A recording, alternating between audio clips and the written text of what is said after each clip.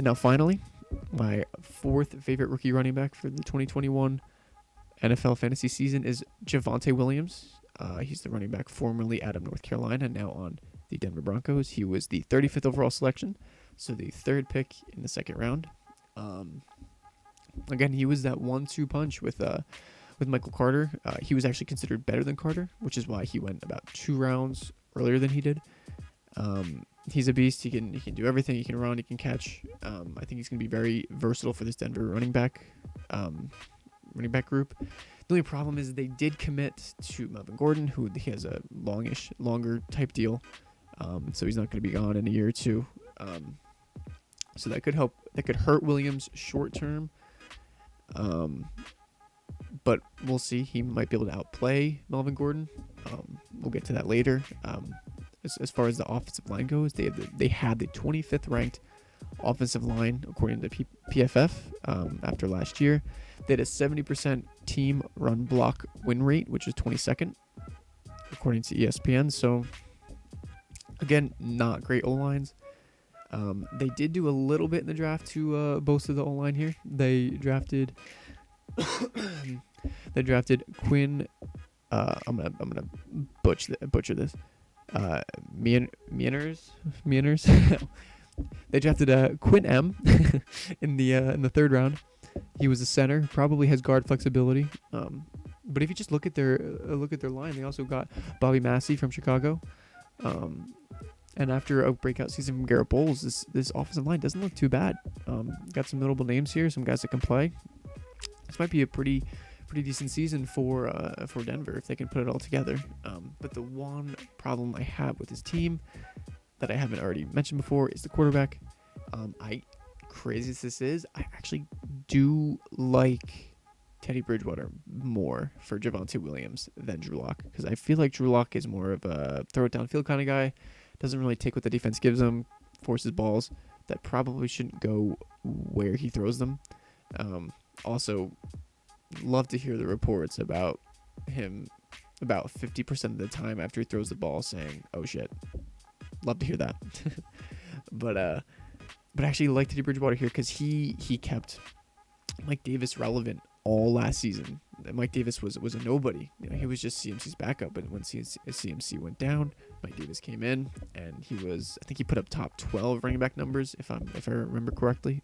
So that could be good for Williams, who could probably be more of the third down running back role for Denver. But besides quarterback concerns, I do have concerns again that he's not the guy because, like I said, Melvin Gordon's still there. They like Melvin Gordon, especially as a downhill runner. But maybe Williams fits their scheme better. I know Pat Shermer likes to use a lot of shotgun sets and plays, off ball. That's weird to say. Like where the quarterback's back more 5 yards, like off center. So that could fit Williams a lot better. And also, you don't take a guy this high to not play him, in my opinion at least. And they traded up for him as well, so they must really like him. So we'll see what happens. Their defense is really good, so it should keep them in games, or at least keep them close enough to where the running back could get points, could get touches. But with that being said, those are my top 4 guys. Now I just have 2 more guys.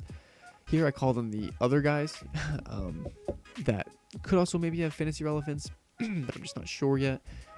Start with Trey Sermon, who was about a mid-round 3rd pick. My only real concern with him is a crowded backfield. He was drafted to the 49ers, and they already have a ton of players that are already there. They have Mozart, who's the one. They signed Wayne Gallman. They still have Jeff Wilson. They drafted another running back in the 6th round, so they have a ton of guys, and they usually like to just running back by committee, usually all the time, to keep everyone healthy. So he might get some carries. He might get solid production, but it just won't be enough to keep him fantasy relevant. Also, people thought he was a little overdrafted, maybe a little overhyped. But we'll see. I mean, if the 49ers like him, he's probably a pretty solid player. So, and then the other guy I have here is Chubba Hubbard, who was a mid-4th round pick. He's the thing. I liked him coming out of college. I think he's a solid back. The only problem is he's behind CMC. CMC did show last year that he has some injury concerns, so we'll see what happens with that. But for the most part, Sorry about that.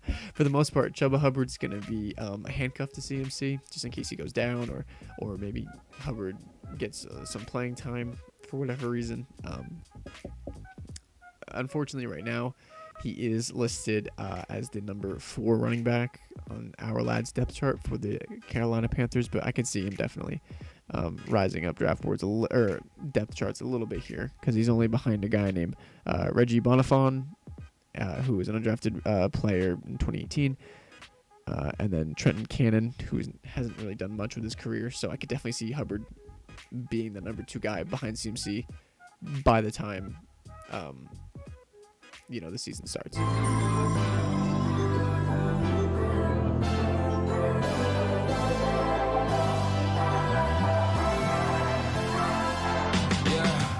I can never ever find the right words, and there's no way this is real life. There's no telling you're the right girl, so I can only say that it feels right.